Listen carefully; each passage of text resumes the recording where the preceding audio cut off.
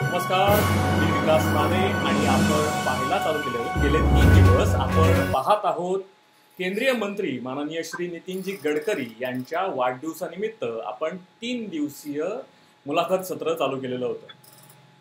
श्री ज्ञानयोग सेवा ट्रस्ट प्राचार्य डॉक्टर राजेंद्र खेडेकर यांच्याबरोबरच दिल्लीतील ईशान आयुर्वेद महाविद्यालय यांच्या संयुक्त विद्यमाने आपण कॅबिनेट मंत्री माननीय श्री नितीनजी गडकरी यांच्या वाढदिवसानिमित्त एक चर्चासत्र योजलेलं होतं. त्याचं हे तिसरं पुष्प. आज आपल्यासोबत आहेत ईशान आयुर्वेद महाविद्यालयामध्ये असलेल्या क्लिनिकल सायकोलॉजिस्ट आणि ज्यांचं शिक्षण झालेलं आहे BAMS MD Ayurveda general surgeon आहेत त्या आणि सुवर्ण पदक विजेते आहेत त्या महाराष्ट्र आरोग्य विज्ञान विद्यापीठ नाशिक इथून. आणि त्यांचं नाव आहे डॉक्टर नवीद खान. या आपल्यासोबत जोडल्या गेलेल्या आहेत.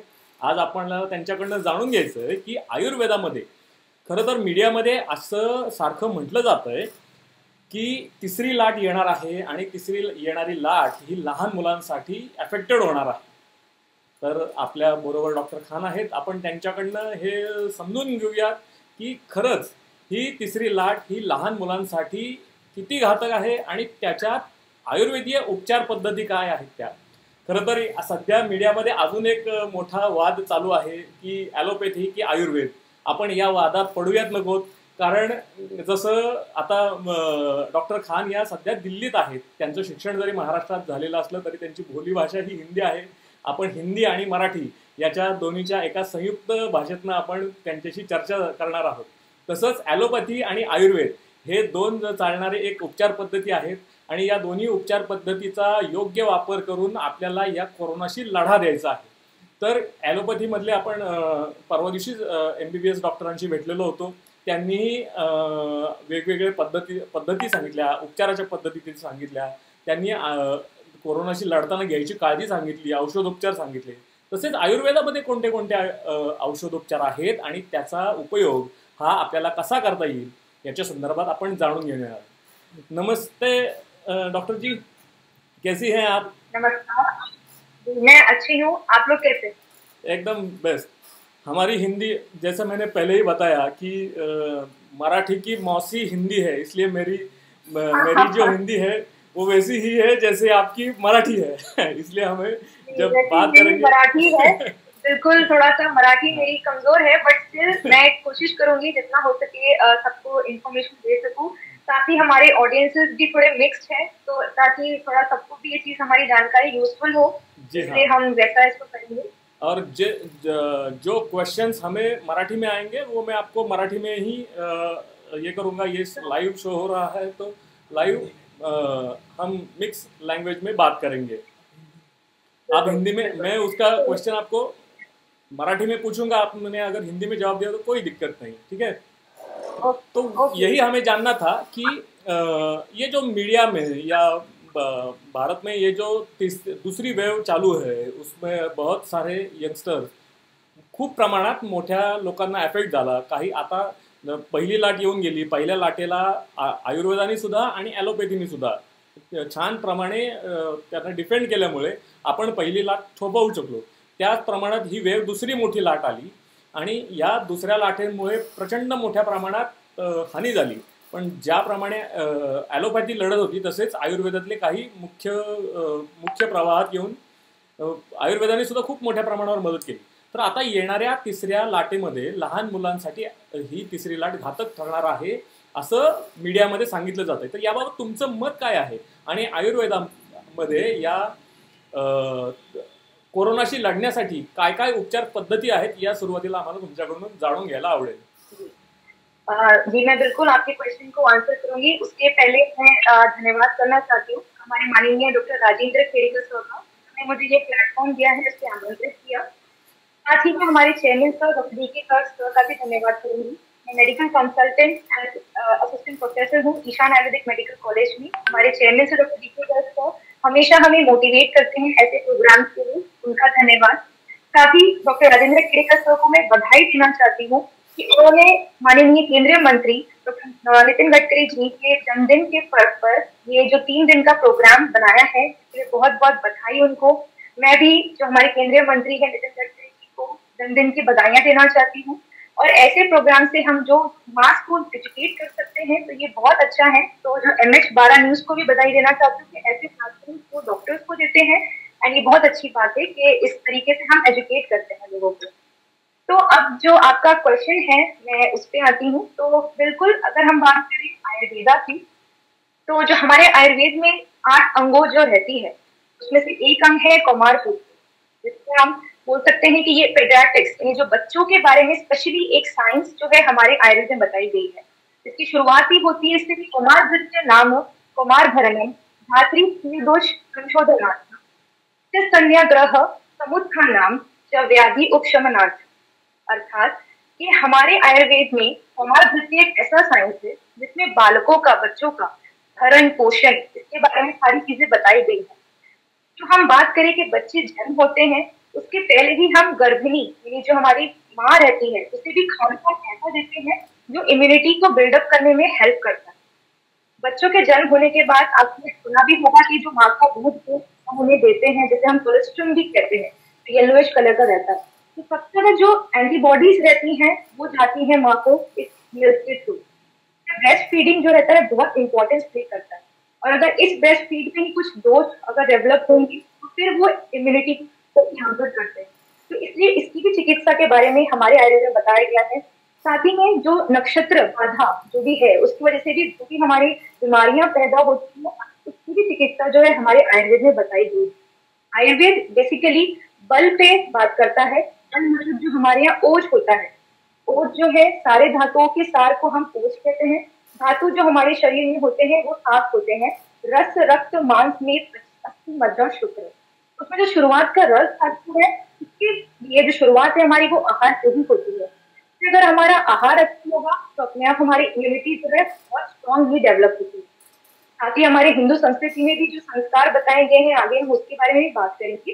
तो ये सब चीजें जो है इम्यूनिटी डेवलप करने के लिए आयुर्वेद में तो बेसिकली बच्चों की इम्यूनिटी बढ़ाने के लिए कई संस्कार बताए गए हैं तो आगे डिस्कस करेंगे। तो हमारा आयुर्वेद में जो रसायन चिकित्सा की भी इम्पोर्टेंस प्ले करता है, क्योंकि जो दोष होते हैं वात पित्त कफ, तो Ayurveda is the balance of the doshas. जो हमारे वात पित्त कफ है अगर हम उसे बैलेंस रखेंगे तो अपने आप हमारे बॉडी में कोई भी रोग नहीं होते। तो इसलिए Ayurveda is a vast science जिसमें इम्यूनिटी के बारे में डेफिनेटली बहुत कुछ बताया गया। अच्छा, कोरोना में जो सिम्टम्स दिखते हैं, जो सिम्टम्स दिखाई देते हैं, यानी कफ है, खोखला हम मराठी में बोलते हैं, कफ या चेस्ट में कुछ वायरस फैल जाता है, उसमें आयुर्वेद में आप बच्चों के लिए कुछ खास ऐसे ये बता सकते हैं, यानी खोकला झाल्यावर मुलांनी कोणते किंवा लहान मुलांमध्ये असे काही सिम्टम्स दिसल्यानंतर त्यांना घरच्या घरगुती नुस्खे हम उसे बोलते हैं, तो घरगुती ऐसे कुछ आयुर्वेद में कुछ बताए हुए नुस्खे हैं? जी बिल्कुल, जैसे आपको पता है आयुर्वेद की बेस्ट थिंग ये है कि वो हमारे किचन से ही शुरुआत होती है आयुर्वेद की। तो बिल्कुल आयुर्वेद में ऐसे कई घरेलू नुस्खे हैं जो हम यूज कर सकते हैं। स्पेशली अगर आप कोविड की बात करें तो 3rd वेव में अलग अलग सिम्टम्स देखने के लिए मिल रहे हैं। तो सबसे पहले आप बात करें रेस्पिरेटरी, जो जुकाम है, खांसी है, ये जो है हमें वैसे भी सीजनल चेंज में देखने मिलता है, लेकिन कोरोना में जो है हमें ड्राई कफ स्पेशली देखने के लिए मिल रहा है। तो ड्राई कफ में हमारे यहाँ पे सबसे बेस्ट होता है अदरक और शहद। आप भी जानते होंगे कि शहद की बहुत अच्छी इंपॉर्टेंट रोल प्ले होता है as an antiviral, as an antibacterial role play करता है ये। तो आप अदरक के रस में थोड़ा सा शहद डाल के आप अपने बच्चों को दे सकते हैं, इससे खांसी पे काफी कंट्रोल होता है। साथ ही में हमारे यहाँ पर एक अनु तेल आता है, तो अनु तेल की जो एक ड्रॉप अगर आप सिंगल एक नाक में भी डालें तो ये भी बहुत ज्यादा हेल्प प्ले करता है। कुछ चीजें तो आप ऐसा है कि घर में भी इस्तेमाल कर सकते हैं, लेकिन आफ्टर 2 इयर्स आप जैसे हमारे यहाँ सीतोपलादी चूर्ण वगैरह जो रहते हैं वो भी आप अपने बच्चों को दे सकते हैं। क्योंकि कोविड में सिर्फ खांसी भी होती है लेकिन हमें अतिसार डाइजेस्टिव कंप्लेंट्स भी देखने के लिए मिलती है। तो उसमें भी आप जो है हमारे जो रहते हैं घर में चीजें जितना हो सके उनको लिक्विड दीजिए, क्योंकि हमें चलो घरेलू नुस्खे तो हम अपनाते हैं बट हमें उसका प्रिवेंशन भी करना बहुत जरूरी है। तो इसलिए ये कुछ चीजें जो सर्दी जुकाम में आप दे सकते हैं। शहद अदरक बहुत अच्छा रोल करता है, स्पेशली आप उसमें अगर थोड़ी सी काली मिर्च भी डाल दें तो भी और अच्छा रोल प्ले करेगा। अच्छा, उसी के साथ साथ हमें कुछ ऑनलाईन क्वेश्चन भी हमने पूछे थे, तो हमें क्वेश्चन आ रहे हैं, आम्हाला काही प्रश्न येत आहेत ऑनलाईन. आयुर्वेदामध्ये इम्युनिटी वाढवण्यासाठी कोणते कोणते उपचार पद्धती आहेत? इम्युनिटी वाढवण्यासाठी काही उपचार सांगितले आहेत का इम्युनिटी वाढवण्यासाठी? बिल्कुल, आयुर्वेद में अपना इम्पोर्टेंट हमारा इम्यूनिटी है, हम लोग उसी पे वर्क करते हैं, क्योंकि हमें स्वास्थ्य रक्षणम आत्मरक्षे विकास हशमन, तो हमें स्वास्थ्य की रक्षा करना है. तो स्वास्थ्य की रक्षा करने के लिए हमारे लिए सबसे इम्पोर्टेंट है कि इम्यूनिटी को डेवलप कराना. तो इम्यूनिटी के लिए बच्चों के लिए स्पेशली 16 संस्कार बताए गए हैं हमारे यहाँ. लेकिन अभी ऐसा होता है कि आपको पता है न्यूक्लियर फैमिलीज हो गई है, तो उस वजह से ऐसा दिक्कत होती है कि आप उतना नहीं कर पाते. लोग कहते हैं कि हमें समझता ही नहीं है कि संस्कार कैसे करना है. हालांकि इतनी ब्यूटीफुल संस्कृति है हमारे हिंदू धर्म की, थोड़ी सी लैक होती है, स्पेशली आयुर्वेद में भी यही बताया गया है. लेकिन स्टिल आप अपनी इम्यूनिटी को डेवलप करा सकते हैं बच्चे में. सबसे इम्पोर्टेंट जो हमारे सिद्धांत है, लेहन कर्म में बताए गए हैं, वो है स्वर्ण प्राशन. स्वर्ण प्राशन मतलब स्वर्ण मतलब जो होता है हमारा गोल्ड, जो कि प्यूरिफाइड गोल्ड रहता है, जिसे हम सोना कहते हैं. एंड प्राशन मतलब कि आपको उनको देना है, चटाना है. तो ये जो कैंप है अलग अलग हॉस्पिटल्स में भी लगता है. स्वर्ण प्राशन हर महीने की पुष्य नक्षत्र के दिन दिया जाता है. एक स्पेसिफिक टाइम है इसका, क्योंकि पुष्य नक्षत्र का जो दिन रहता है वो बहुत ऑस्पिशियस, यानी जो पुण्य माना जाता है, ये तो बहुत अच्छा दिन रहता है. उस दिन हम जो रहता है शहद और जो घी, और घी को मिक्स करके हम उसमें स्वर्ण भस्म यानी प्यूरिफाइड गोल्ड उसको हम मिक्स करते हैं एंड इसको हम बच्चों को चटाते हैं. तो as a type of vaccination, आप लोग सब समझते हैं वैक्सीनेशन को, तो ये एक आयुर्वेदिक वैक्सीनेशन है जो as a immunity booster work करता है. तो ये आप हर महीने उनको दे, जैसे ही बच्चा पैदा हो, उसके बच्चा पैदा होने से लेके 16 साल तक की उम्र तक आप हर महीने ये स्वर्ण प्राशन उनको कराइए. सिंपल हार्डली 2 या 3 ड्रॉप्स ही हम देते हैं. पोलियो के ड्रॉप्स रहते हैं, बस इस टाइप से ही हम उसको चटाते हैं. तो ये एक बहुत अच्छा स्वर्ण प्राशन होता है. Very very good results have been seen. तो अगर बात करें स्वर्ण प्राशन की, पाचन संस्थान को जो है ये स्ट्रॉन्ग करता है बहुत ज्यादा. आप सुनते हैं आजकल जो पेरेंट्स हैं वो कहते हैं खांसी हो रही है, जुकाम होता है, बच्चे को बहुत जल्दी जल्दी खांसने लग जाते हैं. जैसे सीजन चेंज होता है तो एलर्जी हो जाती है उनको, तो उसके लिए बहुत अच्छा फायदेमंद है ये. स्पेशली व्याधि महत्व, अगर इम्यूनिटी की हम बात करें तो ये बहुत अच्छा इम्यूनिटी डेवलप करता है. इसमें स्वर्ण प्राशन हमने देना चाहिए. आप देखते होंगे सुनने को मिलता है कि चश्मा लग जाता है, छोटे छोटे बच्चों को आजकल चश्मा लगता है, हाइट नहीं बढ़ती है, ग्रोथ डेवलपमेंट नहीं होता है, कहते हैं स्ट्रॉन्गनेस नहीं है, भूख नहीं लगती है. ऐसी कई चीजें हैं जिसमें स्वर्ण प्राशन के एक्सीलेंट रिजल्ट्स देखे गए हैं हमारे आयुर्वेद में. तो इसलिए स्वर्ण प्राशन आप अपने आसपास के क्लिनिक्स में भी जा सकते हैं. आयुर्वेदिक क्लिनिक्स में ये चीज होती है. साथ ही हमारा जो कॉलेज है Ishan Ayurvedic medical college and research centre, वहाँ पर भी स्वर्ण प्राशन का हर महीने कैंप होता है. तो आप डॉक्टर से एक शेड्यूल लेके हर महीने, ये टीकाकरण ही समझे, इसको वैक्सीनेशन है as a immunity booster, but this is a natural way. तो ये बहुत अच्छा है स्वर्ण प्राशन जो आप करते हैं. स्वर्ण प्राशन यानी आयुर्वेद में जो दवाई हम इस्तेमाल करते हैं उस त्याच्यामध्ये काही अशा साईड इफेक्ट्स किंवा काही असे त्याचे हे नाहीत ना, म्हणजे त्याचं प्रमाण किंवा त्याचं असं काही हे नाही की किंवा एखादी गोष्ट आता जसं आता आपण परत त्या गोष्टीकडे वळलो तर जास्त हे होईल. कसं आहे ॲलोपॅथीमध्ये ज्या औषधांच्या डोसनी कदाचित काही लोकांना त्याचे साईड इफेक्ट जाणवू शकतात, तर तशा आयुर्वेदामधल्या औषधांचे काही साईड इफेक्ट्स किंवा काही असे होऊ शकतात? देखिए, साइड इफेक्ट्स की अगर बात करें हम, तो लोगों को अक्सर ये लगता है कि आयुर्वेद में हम लोग मर्क्यूरी दे देते हैं या गोल्ड दे देते हैं, जैसे मैंने अभी गोल्ड की बात कर दी. बट हम इस तरीके से इम्प्योर तरीके से नहीं देते हैं, हम उसे प्योरीफाई करते हैं, उसकी भस्म तैयार करते हैं. भस्म तैयार करके फिर हम उनको देते हैं. रही बात एलोपैथी, तो वो एक कम्प्लीटली डिफरेंट साइंस हो जाती है, तो उसे हम कंपेयर तो नहीं कर सकते. लेकिन हाँ, आयुर्वेद में साइड इफेक्ट्स बिल्कुल नहीं होते हैं. जैसे कि बात आती है कि आजकल आप सुन रहे होंगे काढ़ा पीना, लेकिन लोग इतना काढ़ा नहीं पीना चाहिए कि आपको लिवर से प्रॉब्लम हो. ठीक है, क्योंकि आजकल ऐसा हो गया कि अच्छा तो लग रहा है कि कोरोना का ऐसा नहीं होना चाहिए. आजकल सुनने में मिलता है हम सुबह शाम इतना काढ़ा पी रहे हैं, तो ऐसा भी नहीं करना है आपको, क्योंकि उष्णवीर्य द्रव्य होता है. जैसे आप घर में भी देखेंगे कि पृथ्वी हो जाए, काली मिर्च हो जाए, ये सब बहुत उष्णवीर्य ड्रग्स होते हैं. तो आपको काढ़ा इतना भी नहीं पीना है कि दूसरा लिवर डिसऑर्डर शुरू हो जाए. साइड इफेक्ट्स वैसे नहीं होते हैं. डेली आपको एक बार भी आपने काढ़ा पी लिया सफिशिएंट होता है, लेकिन बहुत अच्छा वर्क करता है. हमारे यहाँ पर भी कॉलेज में हमने पेशेंट्स को सिम्टोमेटिकली बहुत ज्यादा उनको आराम दिया है, बिकॉज कोविड का आज तक कोई इलाज नहीं है एंड ये चीज कोई क्लेम नहीं कर सकता। बस सिम्टोमेटिकली हम उसे ठीक कर सकते हैं and Ayurveda has very good properties, because antiviral anti जो भी हमारे रहता है एंटीवायरल ड्रग्स जो है हमारे वो इतने अच्छे हैं कि हमने बहुत सारे पेशेंट्स को देखा है सुधार। तो इसलिए है कि साइड इफेक्ट्स तो नहीं है आयुर्वेद में इतने ज्यादा, बट अगर आप कोई भी चीज को ओव्हर यूज करेंगे तो वो तो फिर घातक होती है।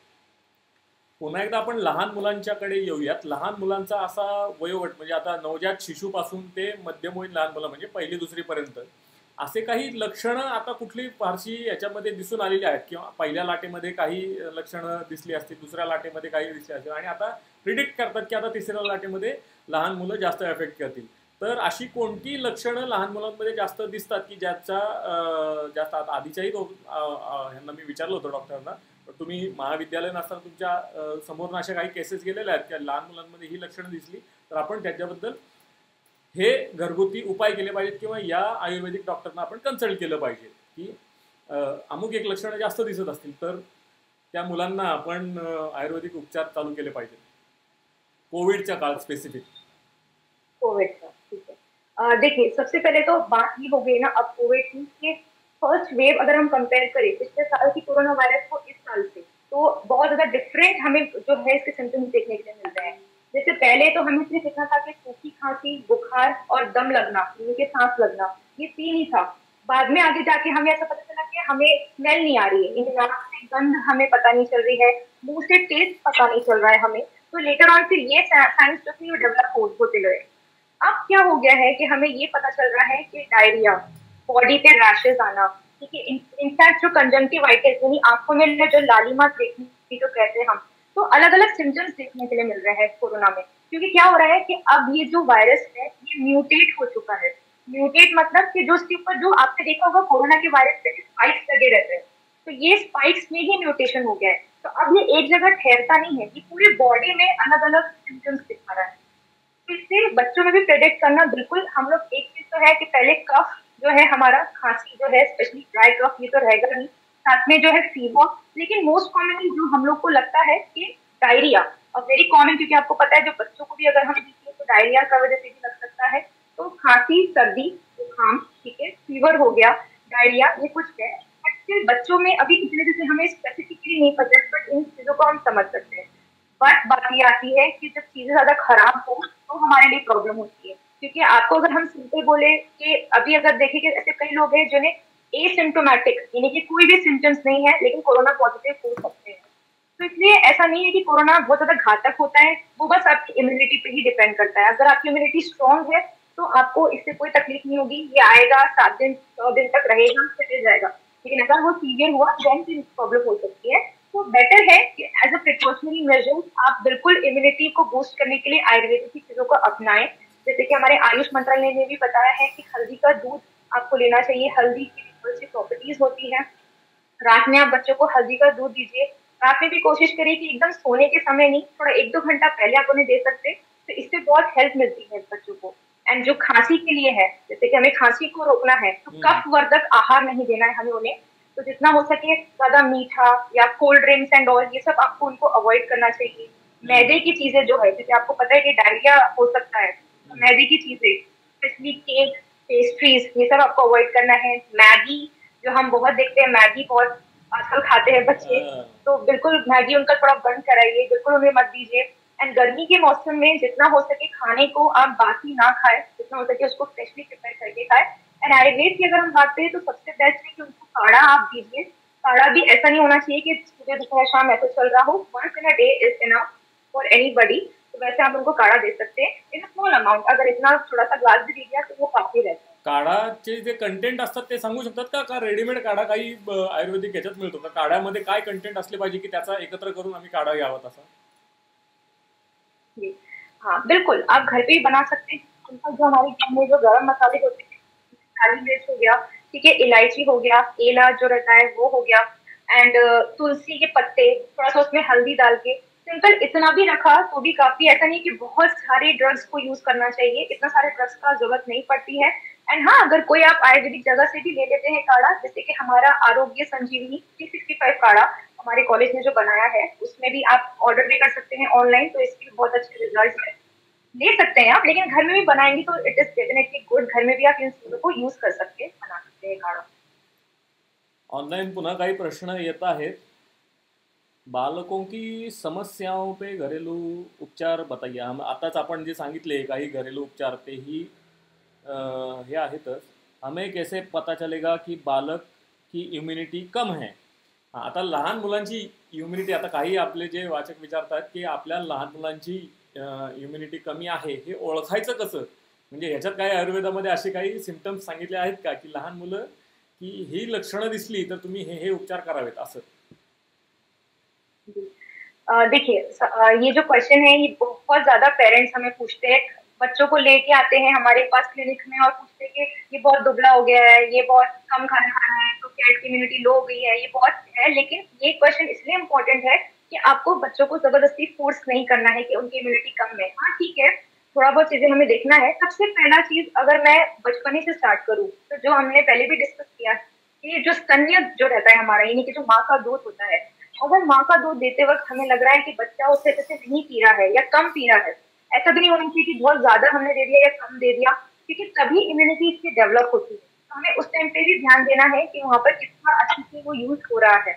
साथ में अगर हम देखें कि जैसे मौसम बदल रहे हैं, तो अगर मौसम बदलने के बाद आपका बच्चा तुरंत तुरंत उसे खांसी जुकाम सर्दी ये होने लगती है, तो आप समझ सकते हैं कि इम्यूनिटी थोड़ी सी उसकी लो है। तो बेटर है कि हम उसे थोड़ा स्टार्ट करें ताकि फिर वो अपनी इम्यूनिटी को स्ट्रॉन्ग कर सके। ऐसा नहीं होना चाहिए कि मौसम थोड़ा सा भी नहीं बदला तो खांसी सर्दी ये जुकाम शुरू हो जाता है, टॉन्सिल्स गले में दर्द शुरू हो जाता है।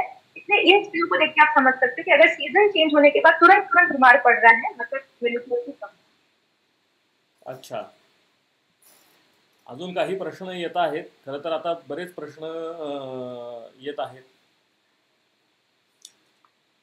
कोविड में बच्चों के क्या लक्षण होंगे याच्याच आता आपण सांगितलं झालं. हमें हां, आता ते घरात असल्यानं आयुर्वेदात काही म्हणजे योगा आणि याच्याबद्दलचे काही तुम्ही हे सांगा. आयुर्वेदाबरोबर काही व्यायाम किंवा काही असे ह्याच्यात आयुर्वेदात सांगितलेले आहेत की व्यायाम हे लहान मुलांनी जास्त केले पाहिजेत या काळामध्ये. बिल्कुल, आयुर्वेद में अगर हम बात करें आसनों की तो बहुत ज्यादा इंपॉर्टेंस प्ले करते हैं। तो सबसे पहले तो सूर्य नमस्कार, तो हमारे दिन की शुरुआत ही सूर्य नमस्कार की होना चाहिए। आयुर्वेद में ब्रह्म मुहूर्त को बहुत ज्यादा इंपॉर्टेंस दिया है। ठीक है, तो सनराइज के पहले आपने उठना चाहिए जितना हो सके, कि उस टाइम पे वात जो है वो अच्छे पावरफुल मोड में रहता है, तो वो बॉडी के लिए बहुत अच्छा होता है ब्रह्म मुहूर्त में हमारा उठना।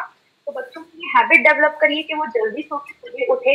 एंड स्पेशली अगर हम बात करें कि उनको एक टाइम टेबल आपको देना लाइफ में बहुत जरूरी है कि कैसे वो सो रहे हैं कैसे उठ रहे हैं, तो इस वजह से हमें बहुत इंपॉर्टेंस इस चीज के लिए हम कह सकते हैं। योगासन मैं बता देती हूँ कि कौन से हम कर सकते हैं। हाँ, एक तो सूर्य नमस्कार हो गया, जो 12 आसनों के समूह से बना है वो सूर्य नमस्कार हो गया।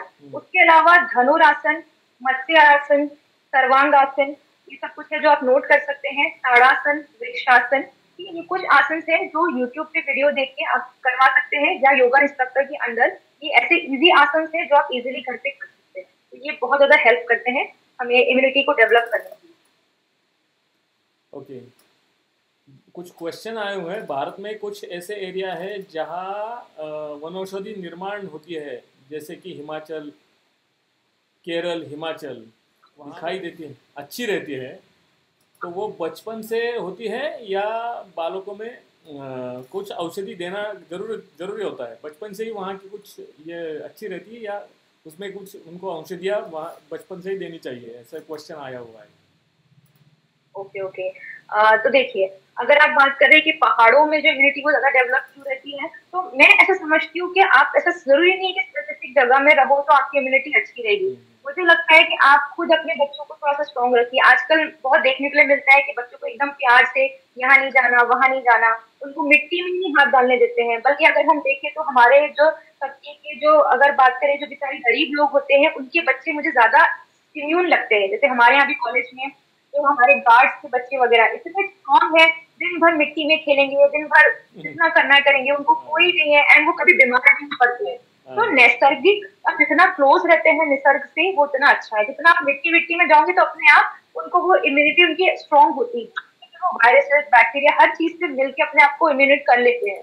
तो मेरे ख्याल से एक स्पेसिफिक जगह से ज्यादा, हाँ डेफिनेटली वहाँ की हवा, खान पान, ये सब चीजें भी इम्पोर्टेंस प्ले करती है। दिल्ली में इतना स्मोक रहता है तो ये भी in another way indirectly affect करता है बच्चों को।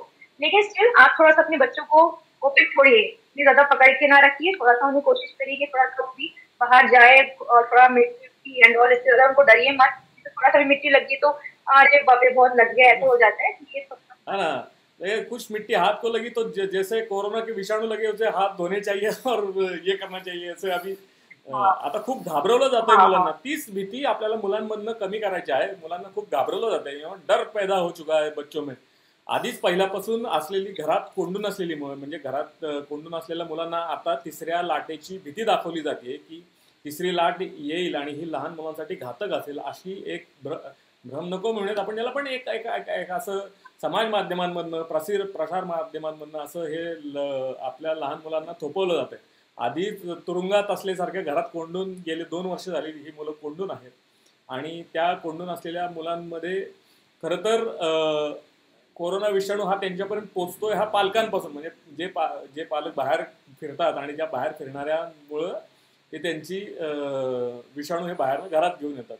तर आता जे एफेक्टेड झालेत अशांबद्दल आपण बोलूयात. ईशान आयुर्वेदमध्ये काही पॉझिटिव्ह लोक, काही कोरोना पॉझिटिव्ह मुलं आली होती किंवा काय त्याचा रेशो आहे आधीच्या पहिल्या लाटेत आणि दुसऱ्या लाटेत?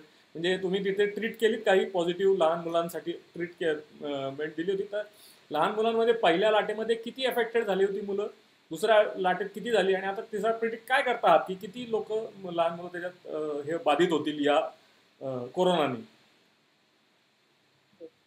देखिए अगर बात इफेक्ट की हो रही है तो जो पहली वेव थी हमारी उसमें 60+ जो थे सिर्फ वो ज्यादा इफेक्ट हो रहे थे, ठीक है।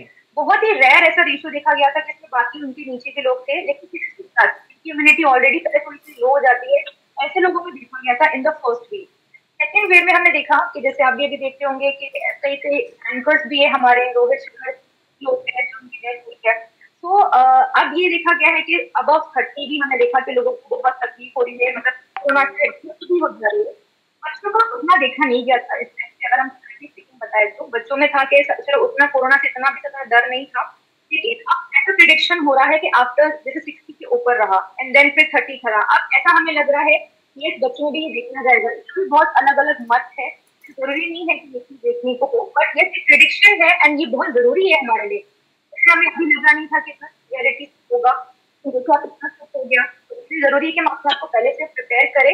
ये हमारा एक प्रिडिक्शन है कि हेल्थ में ये चीज बहुत ज्यादा देखने को मिल सकती है। एंड ईशान आयुर्वेद की अगर हम बात करें तो हमने जो कोरोना पॉजिटिव पेशेंट्स थे उनको हम लोग ने बहुत ज्यादा हेल्प ऑफ हमारे को ट्रीटमेंट दिया, हमारा पूरा एक है कोरोना के ऊपर, तो उसकी हमने उनको बहुत ज्यादा क्योर किया है। और जो स्पेशली बच्चों को जो थे हमने आई थिंक 2 या 4 हमें बच्चे थे क्योंकि अभी हम कर नहीं पाए थे, बट उनको भी हमने क्योर किया सिम्प्टोमॅटिकली। अच्छा, ईशान आयुर्वेद मध्ये आपण सगळ्यात जे पेशंट आलेले होते त्यांना 100% आयुर्वेदिक ट्रीटमेंटनीच आपण ट्रीट केलेले आहेत तिथे?